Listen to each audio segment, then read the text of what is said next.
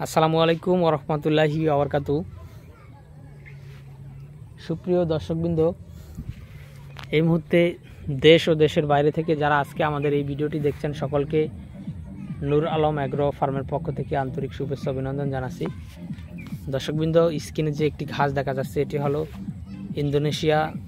Indonesian smart Napier hybrid ঘাস। এটি মূলত আপনার গরু, ছাগল, ভেড়া, মহিষ, গারল যে কোনো গবাদি পশুর জন্য আপনারা চাষ করতে পারেন।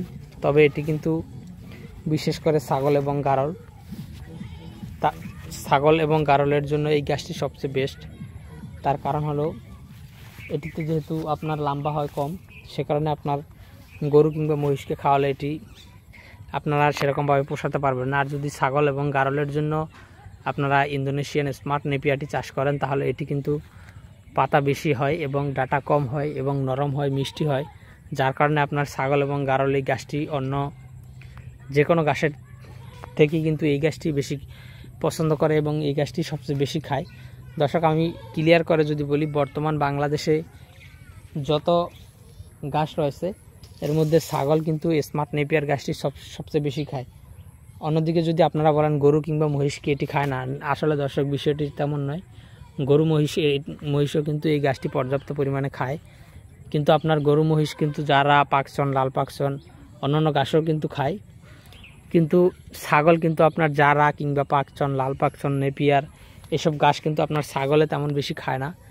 সে কারণে এই স্মার্ট নেপিয়ারটাতে যেহেতু পাতা বেশি হয়, ডাটা কম হয়, নরম হয়, মিষ্টি হয়, সে কারণে মূলত ছাগল এই ঘাসটি বেশি খায়। তো দর্শক, আমরা এই স্মার্ট নেপিয়ার ঘাস সহ জারাওয়ান হাইব্রিড ঘাস, এলিফ্যান্ট হাইব্রিড ঘাস, জাঞ্জিবার হাইব্রিড ঘাস, তাইওয়ান হাইব্রিড ঘাস, গুয়াতিমালা হাইব্রিড ঘাস এবং লাল পাকচন, জার্মান হোয়াইট হাইব্রিড ঘাস, এই সকল ঘাসের কাটিং আমাদের কাছে কিন্তু পর্যাপ্ত পরিমাণে রয়েছে।